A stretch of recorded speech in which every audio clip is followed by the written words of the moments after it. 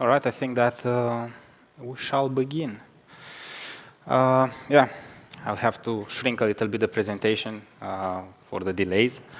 So first of all, good morning, everyone, or at least it's good morning somewhere. Yeah, thank you for attending to this session.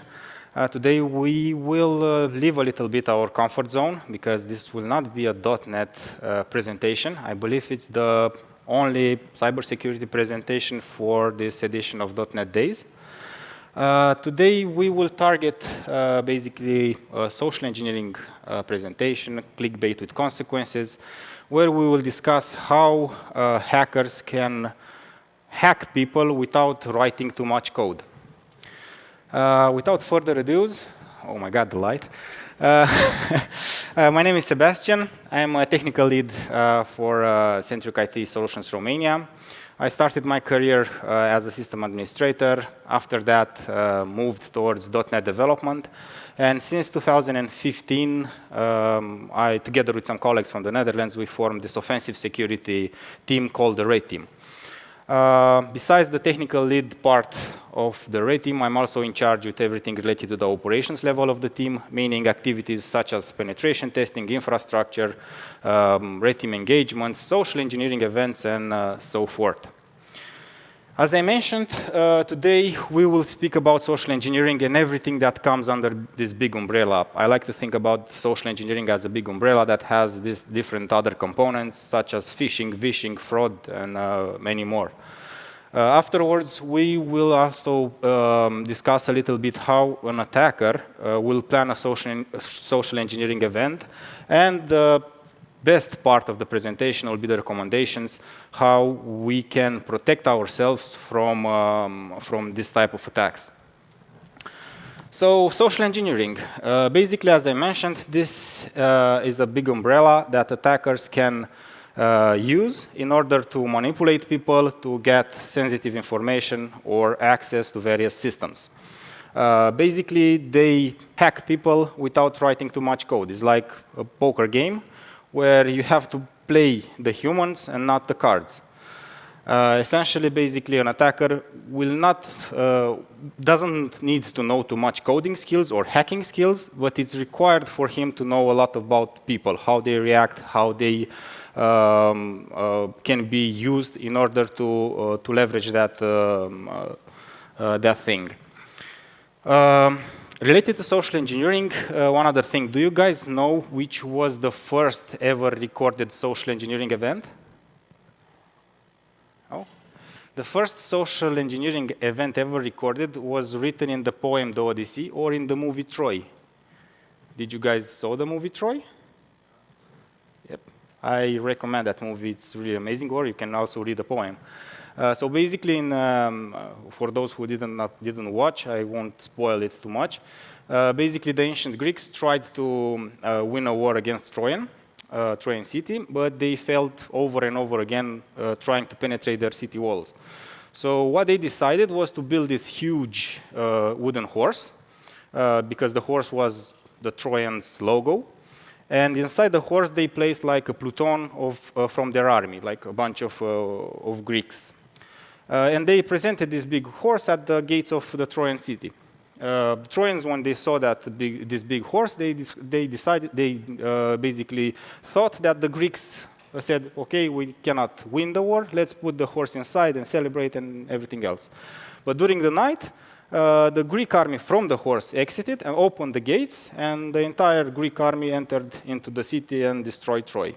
So basically, this was the first social engineering event ever recorded, because the ancient Greeks leveraged, let's say, the credibility of the Trojan city and manipulated them in gaining access to their city. Fast forward a little bit into our era, we see that social engineering evolved into the digital world. So now we have a lot of internet frauds, online scams, phishing, which can be also divided into separate things like spear phishing and vishing, and the new, let's say, added stuff that it's on the media right now called deepfake. We will discuss everything shortly after. So first one, it's online fraud. I think the online frauds came up when the first website got created on the internet.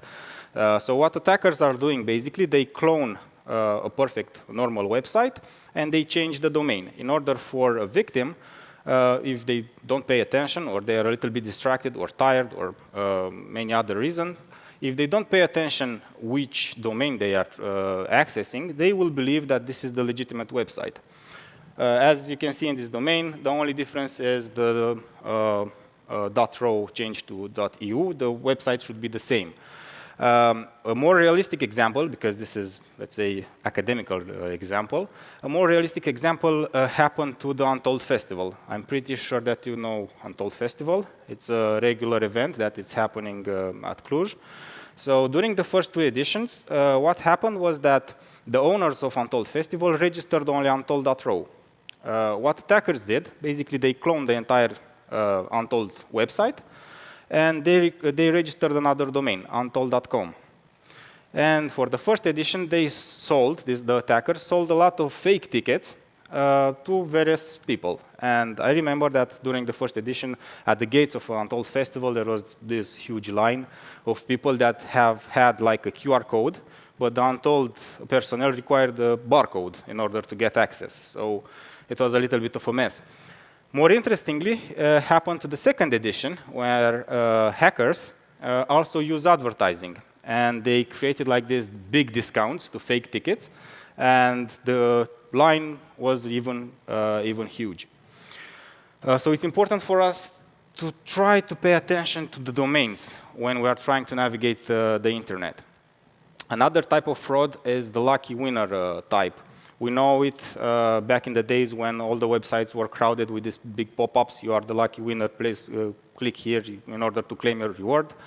But also now, I believe a few months ago, I read on the internet that in Romania it's coming more and more like an attacker will compromise a social media account, and he will impersonate that person in order to send private message to his friends saying that, hey, dude, I just won something. Can you help me out? I need like 20 friends in order to split the prize. Can you give me a picture of your credit card in order to add you to the list? And by doing that, the hacker will also impersonate, as I mentioned, the real person, and will get a lot of traction. So it's important never to give your credit cards or your sensitive data to any friend that you have on the social media. And the last type of fraud is a type of phishing, but it's not personal. Basically, it's coming like a call from an internet service provider or a provider that you have business with. Something like this happened to me from my internet service provider calling me and saying, hey, we are from your internet service provider. Can you give us your full name and your social security number or CNP? And I was like, guys, you are calling me. Why do you ask that data? You already know who I am. Why do you require that? And they hang up the phone. So in this case, there are 2 situations how you can deal with them. You either confront them, but usually they will have like a backup script, and they will try to change the conversation. Or either you can go and say, all right, now I'm in a meeting, or now I'm driving the car. Let me get back to you at the call center number, and please give me your name in order to contact you later on. And usually if you use this, they will hang up the phone 100%. Phishing, the whole thing in the book, basically attackers will always try to manipulate people in either getting sensitive data or getting access. So there are 2 types of phishing overall. There is the general phishing, known as phishing, on which an attacker will target a big, large chunk of people. The only purpose of this attack is to gather information, either to be used in a later attack or in order to be sold. So in this case, I would be very curious to know how many people from .NET days would have claimed their reward if they would have received such a mail. So yeah, in this case, I have no clue about the audience of .NET days. I don't know their names. I don't know their profession. I don't know anything about them. So for a general phishing attack, the attacker does none, let's say, no reconnaissance before sending the phishing attack. The only purpose was that after they would claim the gift, they would have to enter manually some sensitive data in order for me to collect. But there is another type of phishing, which is a little bit more let's say, dangerous, which is called spear phishing, where usually attackers will target specific group of people in order to gain access to their systems. Moving a little bit from the .NET Days example, we can all think about Palace in Iași, and we know that there are a lot of IT companies there.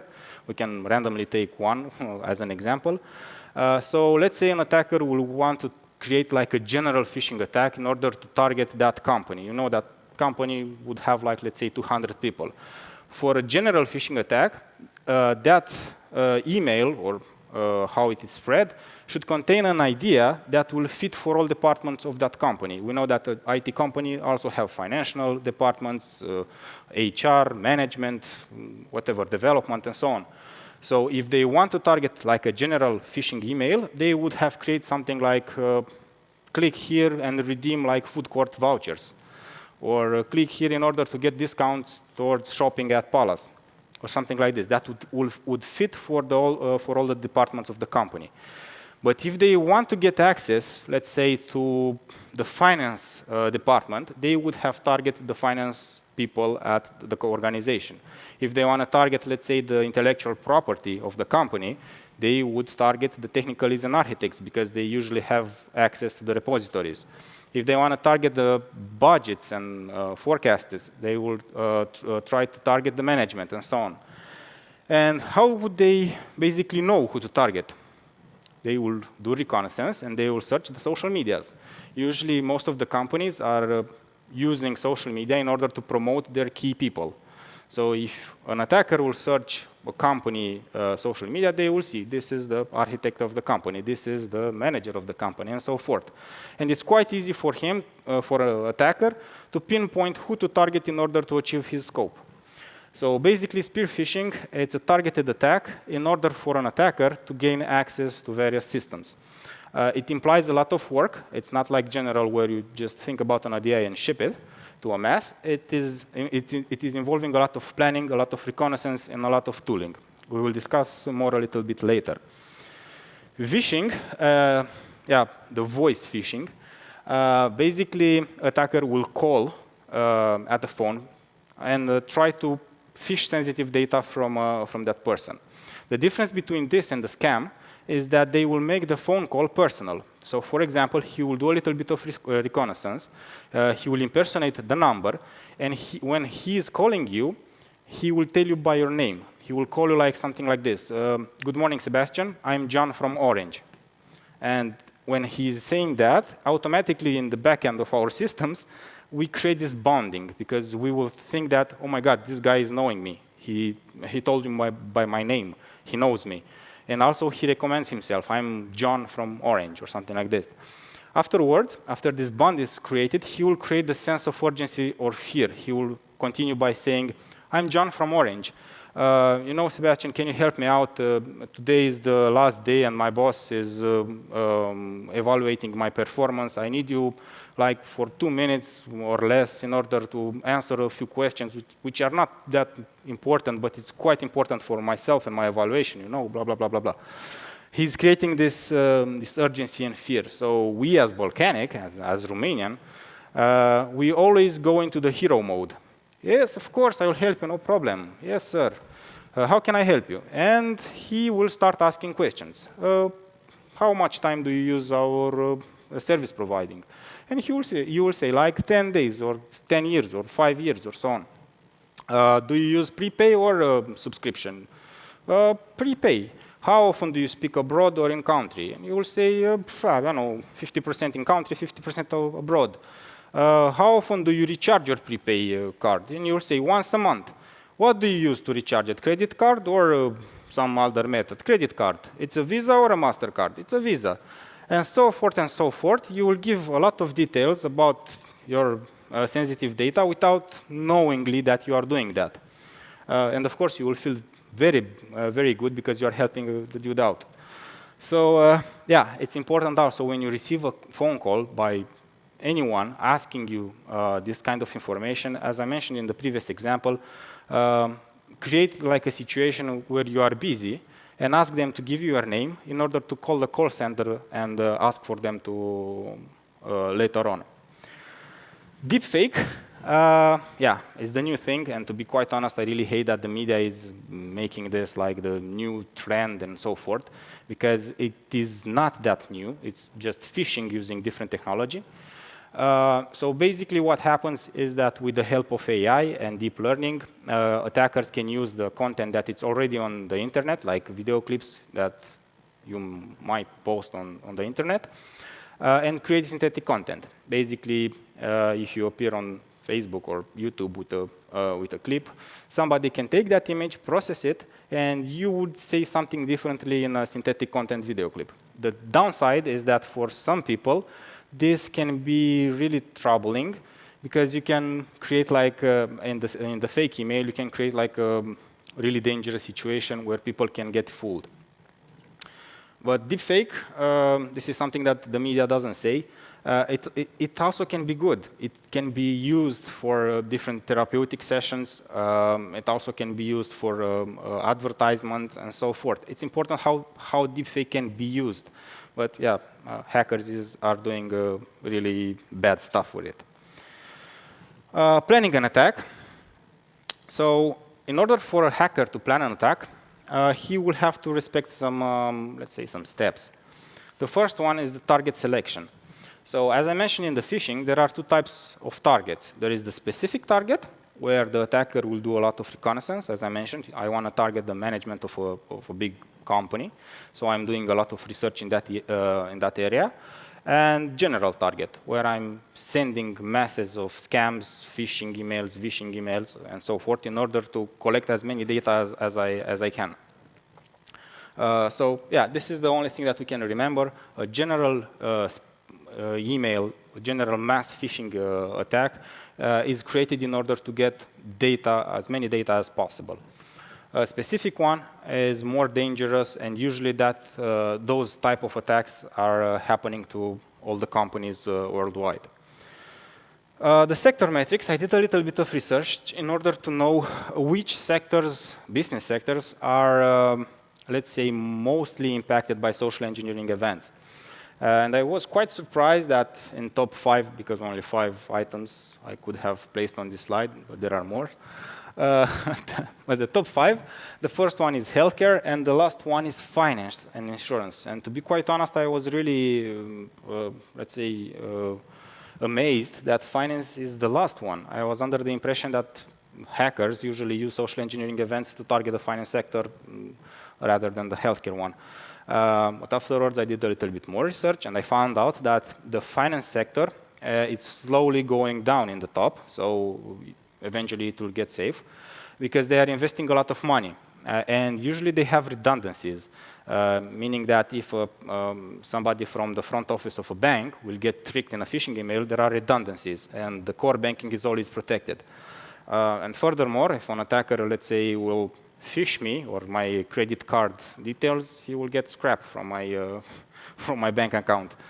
But if he will get the healthcare, let's say, system, and he will get my personal details or my sensitive medical records, then it's a little bit more dangerous, because that data, the healthcare data usually, it's priceless on the right markets. And let's say for the financial sector, if somebody will hack my account, then it's really easy for me to fix that. I will close my credit card, I will close my bank account, create a new one, and usually the banking system have backups. But for the healthcare medical data, it's a little bit harder, because I have to not get ill or change my disease in order for that data to be different. Yeah, and information technology, or IT, it's on the third level, and is going really strong. Based on the last metrics, it evolves quite constantly. A few years back was on the 7th or 8th place. Now it's on 3. I hope that this will get improved. All right, so after an attacker will get his target, let's say he want to target like, create like a spear phishing attack for a manager, he has to create some prerequisites. So what he does in the prerequisites part, he will try to context familiarize with the target. So let's say I want to target a big manager from a big company in order to get access to the company. The first thing is that he will spend a lot of time in years in order to know that person even better than he knows himself. So he will study what are his hobbies, where does he travel on vacation a lot or on business a lot, which are his favorite places to travel, is it mountain, is it sea, which periods are the most important for him to travel. Does he travel in the winter at the seaside in I don't know, exotic country? Does he travel at skiing in the winter, and so forth, in order to understand which are his weak spots. Afterwards, he creates the idea. For example, let's think that this manager, hypothetical manager, likes to travel a lot in exotic countries during the summer, during the spring, and let's say February, March. So an attacker for the idea, for the bait, can create something like, we know that this manager is traveling in March in exotic islands. Next year in February, he will receive an email from a traveling agency saying that big bonuses, discounts in order to travel to Dominican Republic, let's say. Buy now, you get the tickets free of charge or something like this. So the idea is created in such a way that it will fit the best for the manager. After that, he needs the hook. You can have great idea, great context familiarization, but if you don't have a great hook, or in this case, an email address, then the victim can get a sense of that he's getting phished. For example, if I'm going to send like a phishing email for traveling to Dominican Republic, I want to use an email address that is similar to a traveling agency. Either I find a way to spoof a realistic traveling agency, either I create something that is similar, but it's not. So for example, you have, I know, traveling agency.ro, and you create something .com or .other domain. That has this small difference that can go past the target. The payload we'll discuss a little bit in the next slides. And the most important part of a phishing campaign or a social engineering event is the catch. Usually you can have the best idea, the best hook, but if you don't have the back end of a social engineering event, then that's a problem. The back end basically is what happens with the data that you collect. What will see the victim when he clicks the link? What will happen with the let's say, hardware that got infected after a victim will download the file? The attacker will have to know how he can get in contact with that information, how he can extort, let's say, the victim with the hardware that got encrypted after the phishing attack, and so forth. So the catch basically is the back end of, or the backbone of the entire system. As I mentioned, the payload, also did a little bit of research. And during the payload, we see that there are a lot of social engineering events that are involving credential harvesting, like 76. Usually, these social engineering events, and please keep in mind that social engineering does not involve only phishing, it's also a lot of other scams. It's related to sending an email, clicking, writing down credentials, and those credentials are taken in order to be used either on a later attack or to gain access immediately. Only 70% of the payloads are with scams. Scams are vouchers, discounts, great deal, click here, and so forth. Something that it's too good to be true. For example, you know that there are these websites when you are doing shopping online, and they have this input field that is requiring you to have like this code, this discount code, to add it there. What is happening right now on the internet is that people, when they are doing shopping and they see that field, they start Googling for discount code for this website. And there are these sites, coupon.whatever, and so forth, that are generating either fake coupons, or they are requiring you to give a lot of sensitive details in order to get some sort of 5 discount reduction. So those are scams. And malware, I was also really, let's say, surprised to see that malware, ransomware, and exploits are only 1%. Of course, I did a little bit more research in order to understand why the hell is only 1%. Because usually we see nowadays that there are a lot of ransomware attacks, a lot of malware. So what happened basically is that For a credential harvest or a scam, an attacker will always send, let's say, 400 emails, and he expects to target 25% of those targets. But for malware, if he sends like 200 emails with a ransomware attachment, he only needs one person to download that file, and the entire network is encrypted. So this is why, let's say, there is this big difference in the percentage. It's important to know that time is of the essence, and timing is everything related to social engineering events. What that means is basically when an attacker will create like a social engineering event, he will take all the time needed in order for that event to be successful.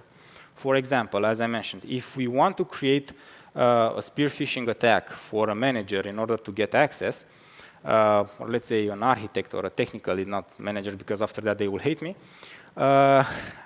he will try to understand him, and he will create every tool necessary in order for the attack to be successful. For example, if we require the technical lead to click a link and be redirected to a website, then that website has to be integrated with his idea. As I mentioned, he will monitor the tech lead in order to know his habits, and he will create, let's say, the website with years in advance in order for the search engines to index properly that website. So what usually happens is that attackers are usually buying fake domains in bulk, and they are creating fake websites and just leave it there for the search engines to index them. And when they are using, let's say, some idea for a specific target, they are starting using from the already existing websites that are already trusted by the search engines. Otherwise, if we create like a website now, use it in a phishing attack, the victim, when he will click that link, if the website is new, he will receive some various alerts from the search engine saying that this site might be not trusted or malicious activity can be recorded. But yeah, if he's creating like the website with 2 years in advance and just leave it there with a blank hello world page, that website will get indexed and trusted by the search engines. And timing is everything. That means that a phishing attack as an hacker will always happen when there is some sort of urgency at work. If I want to target, let's say, the finance department of a company, I would target that department specifically at the end of the month, at the end of the quarter, at the end of the financial year, when there is a financial audit, in order for the victims to fail due to the fact that they are busy with something else. For the technical leads, I would also do some research in order to check either they work agile or waterfall, and I would target them at the end of the sprint, because then usually things are a little bit crowded. Moving towards the recommendations, and the last part of the presentation, we can discuss about how we can spot like a phishing email. So it's important to know that there is a best practice for this, as usually there are in many other areas. And any email should be read from top to bottom. Start from the top of the email. Usually most of the clients, the emailing clients, have this filtering method on which if the email that is coming from the content of the email that is coming from is from outside the domain, it will be marked with either an external tag or an explanation symbol. If it's marked with an external tag, then that's the first red flag that you have to keep in mind. Afterwards, you can check the sender email address. Usually, as I mentioned, attackers either spoof a realistic email address, but that means that they already have access to the network. Either they create something that is so similar with the original one. If you see that it's different and it has a different domain, then that's a big red flag and you should report that. If it's not, and the attacker already has access to the network and it's sending emails from inside the network, then you can either copy the original email address or just reply to that email and check, wait a little bit, and check if that email address is recognized by the mailing server. If it's recognized and it will appear in marked in the to section, then that is a little bit safe. Check the text and spelling. Usually attackers are not of the same nationality as the victims. and a lot of mistakes can happen during the text, the spelling and the texting of the message. Misalignments in visual effects. As you guys saw, the .NET Days phishing email, if you receive the original email from .NET Days, you would have seen that there is this big footer of the email, which I could not reproduce because I was in a hurry, but anyway. Usually attackers, either they do not have the possibility to replicate the entire content of an internal email, but there are also, they also encountered issue with the responsiveness. If you open the window and minimize it, maximize it, and the text and the images are not aligned, then that is also a red flag. Hyperlinks are really important. If it's a credential harvest or a data collection, then you should always hover towards all the links in the email. If it's something with bit.ly or something too long, then that's another red flag. Do not rush and think realistically about the idea. Statistically speaking, if you receive a phishing email on your corporate email address and on your personal email address, statistically speaking, you would have more chances to get phished from your corporate one. And this is due to the fact that we always keep the corporate email up to date. And yeah, the personal one, we usually tend to have hundreds of emails that are not read. And on the corporate one, it's important not to rush, because if it's a general corporate phishing campaign, usually security teams are the first ones to respond. And if you just leave the email for a couple of hours there and monitor the internal chats, you might see that when the security team will say that, guys, do not reply, it's a phishing email coming from outside, please report it. Tips and tricks for the personal part. It's important to know that nothing comes for free. If we receive like any message on the social media, on the email, we have to take into consideration that no one wants to give us something for free. If it's a really good offer, then that's fake. It cannot be, again. Companies usually tend to do profit. They won't give us something for free or something that will damage them. And it's also important to think if this idea can be, the message that we receive can be realistically possible or not.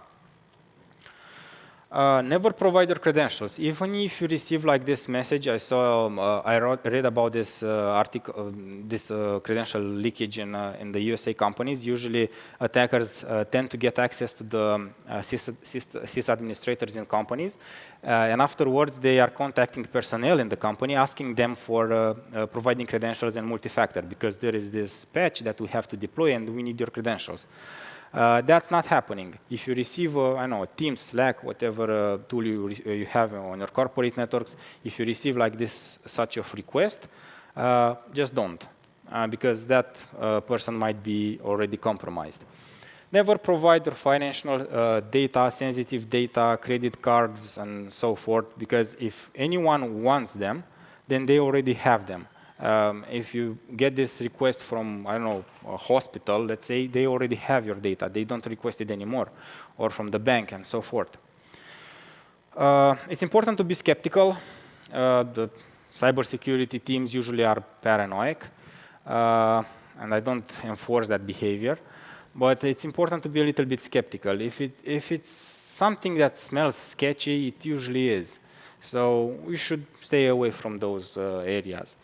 Also, the report part is quite important. If we look on the social media and we see the phenomenon with deepfake, we see a lot of clips that are happening either with our president or with various public figures, maybe fun content and so forth. Even if it's fun, it's important for us to report it, because that's synthetic content, and the social media platforms will never train their AI to spot that without our reports. If it's a phishing email that we receive, also we have the possibility to report it in order for the security systems of the company to just learn from it, because now everything is AI, and automatically spot these types of behaviors. For development part, I also included something in this area, since .NET is a more technical presentation.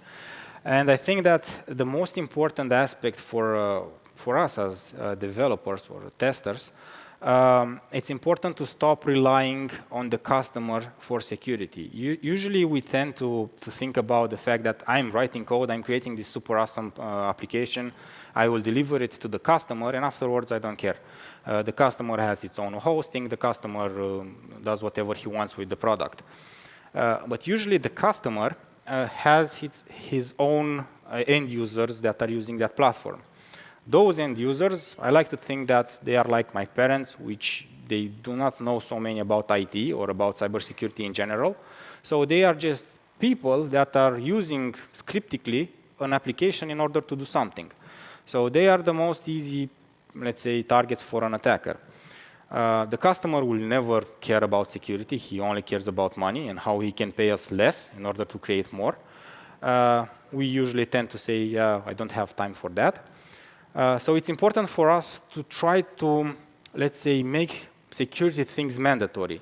For example, multi-factor. Multi-factor is something that we see worldwide, that it's like an additional security step that is not enforced. Anywhere that you create an account, they will ask you, do you want to activate multi-factor? It's another security layer, but it's not mandatory.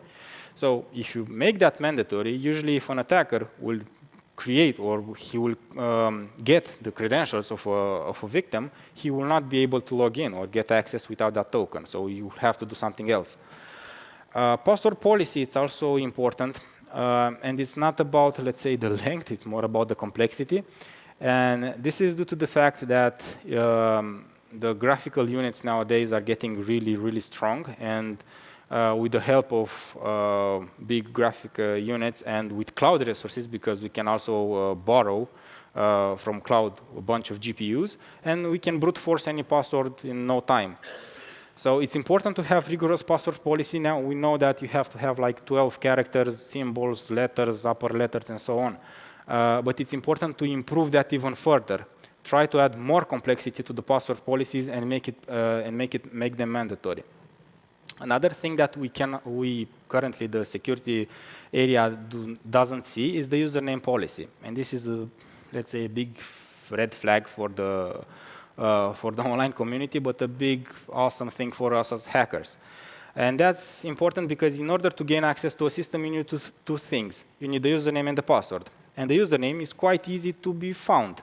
Usually, if we think about let's say, the entire IT sector of Iași, most of the companies are using the same policy, which is name.surname@company, or first letter, second letter, or variations of this policy. So for an attacker, it is really easy to do like reconnaissance on the online media and find out the names of the people that are hired to the specific company and create the usernames. Afterwards, they can just brute force the passwords.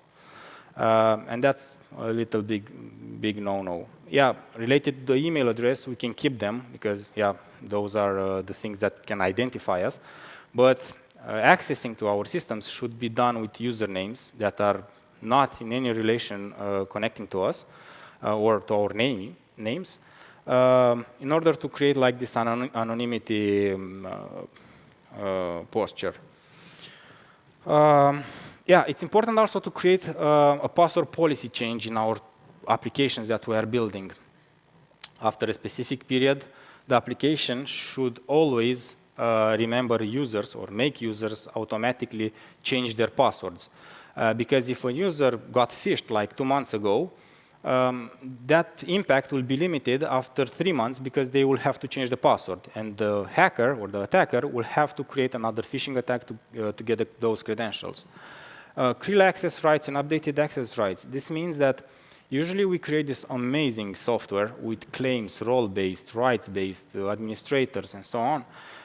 But we do not monitor them. Usually we give them to the customer. The customer will create different types of users.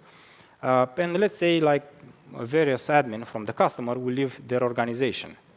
That account might still be active in that application. It's important that we can create this type of functionality that after, let's say, 1 month of inactivity, those accounts will be automatically disabled.